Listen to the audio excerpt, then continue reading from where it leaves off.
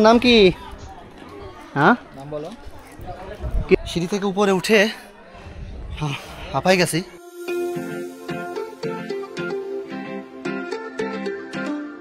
বান্দরবানের নাইখংছড়ি উপজেলার এই উপবন পর্যটন কেন্দ্র এতই সুন্দর ও মনোরম যে মনে হয় বারবার দেখি দুচোখ ভরে। আগের পর্বে আমি দেখিয়েছি এই উপজেলার পাহাড়ি জনপদ ও এখানকার পাহাড়ের সৌন্দর্য। আজকে দেখাবো সেই রহস্যময় লেক ও আপনাদের কাছে তুলে ধরবো সেই সৌন্দর্য। সেই সাথে থাকবে স্নিগ্ধ বিকেলে কক্সবাজার সমুদ্র সৈকতে আমাদের ঘোরাঘুরির দৃশ্য।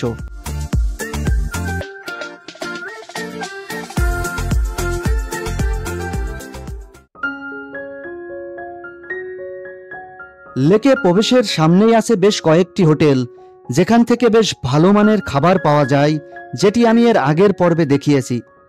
আমরা লেকে যাওয়ার গেট দিয়ে প্রবেশ করলাম। এখানে প্রতিটি টিকিটের মূল্য 40 টাকা। আমরা ছিলাম 3 জন, তাই 3টা টিকিট 120 টাকা দিয়ে কেটে ভিতরে ঢুকে পড়লাম। লেকের গেটে ঢুকেই উপরে দেখতে পাবেন এরকম একটি টাওয়ার, যেখান থেকে পুরো লেকের ভিউ দেখা যায়। এছাড়াও নাইখংছড়ি বাজারের দৃশ্যও দেখা যায়।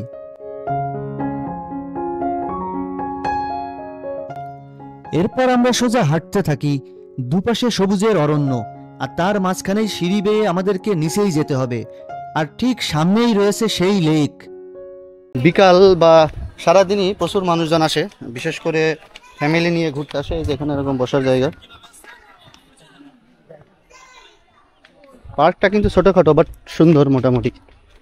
আর এদিকে যে এরকম ইয়ে দিয়ে এখানে, আর এই পাশে কিন্তু লেক, আর এখানে বড় বড় এই গাছগুলা। এইগুলা কি গাছ? এইগুলা সেগুন নাকি এটা? আর এই যে আমাদের সামনে কিন্তু হেঁটে যাচ্ছে কাপল।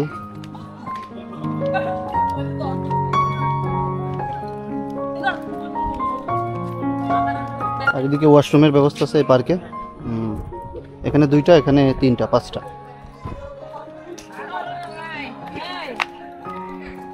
এইদিকে যে ভাইয়েরা দোল খেলতেছে, আর মানে বাচ্চাকালে ফিরে গেছে তারা।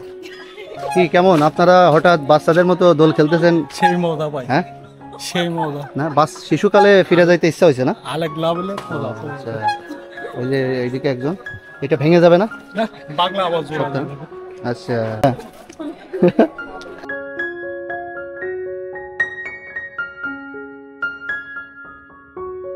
আর ওই যে আমাদের ঝুলন্ত ব্রিজ। আর ওই দিক দিয়ে এখন আমাদেরকে নামতে হবে। এই ঝুলন্ত ব্রিজটা আগে অনেক ভালো ছিল। এই ব্রিজে যাবা? যাই হোক, এখন কিন্তু নামতে হবে অনেক সিঁড়ি। আর বৃষ্টির কারণে কিন্তু সিঁড়িগুলো সব কেমন পিচ্ছিল হয়ে আছে, তো সাবধানে নামতে হবে আর কি। আর আমাদের ওই যে কাপল আসতেছে ওই দিক দিয়ে। অনেকদিন পরে বের হয়ে আবারও নাইখংছড়িতে আসলাম। যদিও এর আগে এখানে অনেক এসেছি আমরা, এটা আমার মানে এটা নিয়ে কয়েকবার আসা হবে এখানে।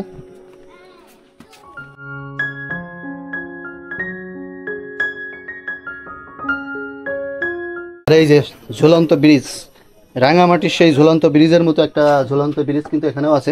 আর তার নিচেই লেক, পাহাড়ের উপরে এক লুকানো লেক, এবং সেই লেকের উপর বিস্ময় জাগানো এক ঝুলন্ত সেতু। এটি নাইখংছড়ি লেক, বান্দরবনের এক শান্ত অথচ মনোমুগ্ধকর স্থান। এখানে পৌঁছেই চোখ আটকে গেল। একদম পাহাড়ের মাথায় লুকিয়ে আছে এই বিচিত্র লেক। এখন কি আসে?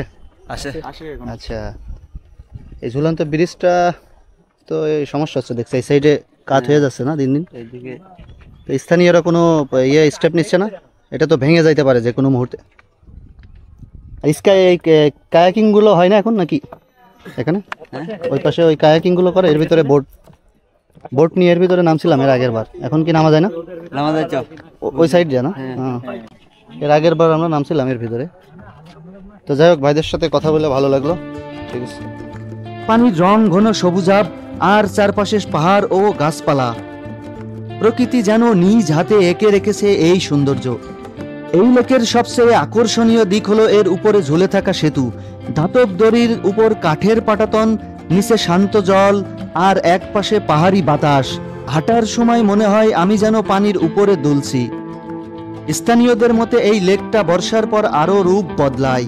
পানির স্তর বাড়ে আর ব্রিজের নিচের জল তখন আরো গভীর দেখায়। এই জায়গায় দাঁড়িয়ে আপনি ভুলে যাবেন শহরের কোলাহল। তো যাই হোক, এখানে ঘুরে সিঁড়ি থেকে উপরে উঠে হাঁপাই গেছি, কারণ এখানে অনেক নিচু ছিল। আর এখন আমরা ব্যাক করতেছি, এরপরে আমরা কক্সবাজারে চলে যাব। আর এই যে ছোট ছোট বাচ্চা দেখো ঘুরতে আসছে। বাবু তোমার নাম কি? হ্যাঁ নাম বলো, কি নাম? ও হাসতেছে, বুঝতে। তোমার নাম কি? হ্যাঁ ওর সাহস আছে, জুনায়েদ আসেম নাদিম এ বলতে পারলো না, সাহস নাই। তোমার নাম বলো। যাই হোক, আমরা বেরোচ্ছি।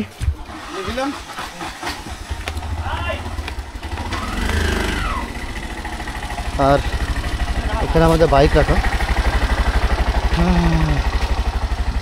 কেমন এক্সপিরিয়েন্স, কেমন নতুন এলাকা দেখে কেমন লাগলো বলো? এখন আমরা চলে যাচ্ছি সেই রামুর দিকে। যেতে যেতে কথা হবে আপনাদের সাথে। সত্যি অনাবৃত আজকের ভ্রমণটা। ভ্রমণে না আসলে পরিবেশ বলতে যা বোঝায় সেটা এই এলাকায় আসলে বোঝা যায়। আসলে স্বাস্থ্যকর পরিবেশ, ধনধান্যে পুষ্পে ভরা আমাদের এই বসুন্ধরা। সেই বসুন্ধরার সৃষ্টির রহস্য একমাত্র আল্লাহই জানে। জৈবন বাংলা এই বর্ষাকালে তার জৈবন ফিরে পায়, বাংলার গাছপালাগুলো। আমরা সেই গাছপালার রহস্যময় প্রকৃতির সাথে আমরা চলে যাচ্ছি আমাদের গন্তব্যে কক্সবাজারে। তারপর আমাদের মনোরম গ্রাম্য মায়েরা তাদের গরুগুলো নিয়ে যাচ্ছে, বাচ্চারা রাস্তার পাশে দাঁড়িয়ে আছে, উপভোগ করছে রাস্তার সৌন্দর্য। দুই বন্ধু হেঁটে যাচ্ছে। তো যাই হোক, আমরা একটু বিরতি নিয়েছি, এই পাশে একটা সুন্দর নার্সারি দেখলাম তার কারণে। আর এখানে একটু ঘুরে ঘুরে দেখাবো যে এখানে অনেক সুন্দর সুন্দর এবং ইন্টারেস্টিং গাছের চারা দেখা যাচ্ছে, যেগুলো আমি নিজেও চিনি না। এই যে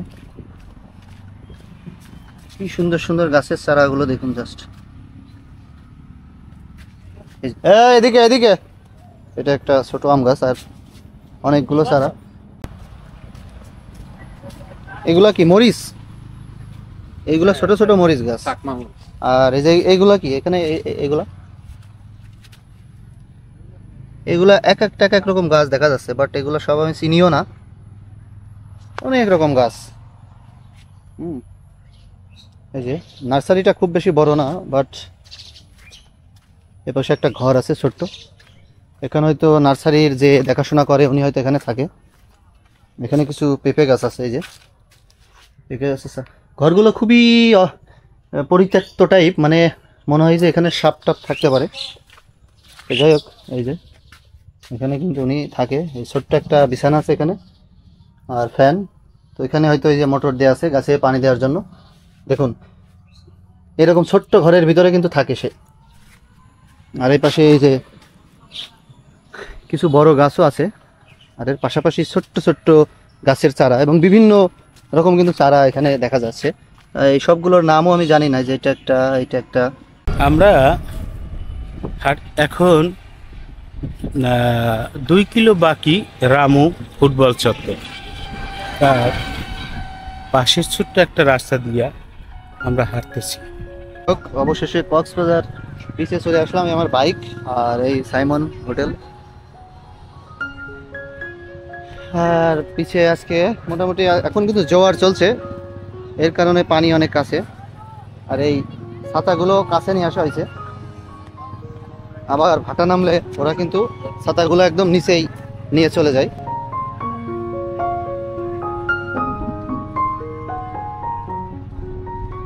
সূর্যটা পরন্ত বিকেল, একটু পরেই অস্ত যাবে।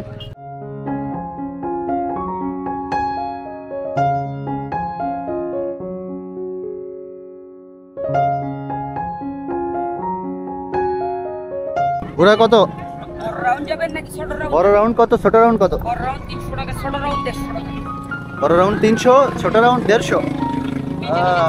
এই ঘোড়াটা অনেক বড়। এটা তো ছোট ঘোড়া, এটা তো বেশি মজা হবে মনে হয় বড় ঘোড়া, এই বড়টাই।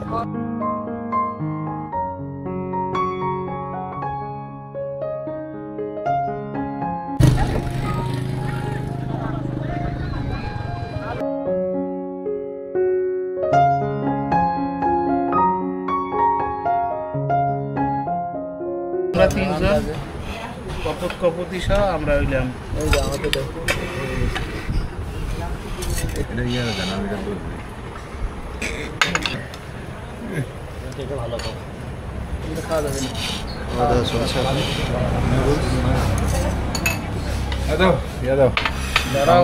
নুডলস খেতে কেমন লাগে একটু দেখি।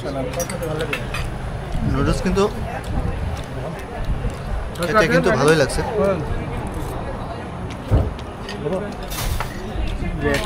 হিমসরি হোটেল থেকে গাইস, ভিডিওটি ভালো লাগলে লাইক ও শেয়ার দিতে ভুলবেন না। আরও সুন্দর ভ্রমণ ভিডিও পেতে আমার চ্যানেলটি অবশ্যই সাবস্ক্রাইব করুন। পরবর্তী পর্বে দেখা হবে নতুন কোনো জায়গার সৌন্দর্য নিয়ে।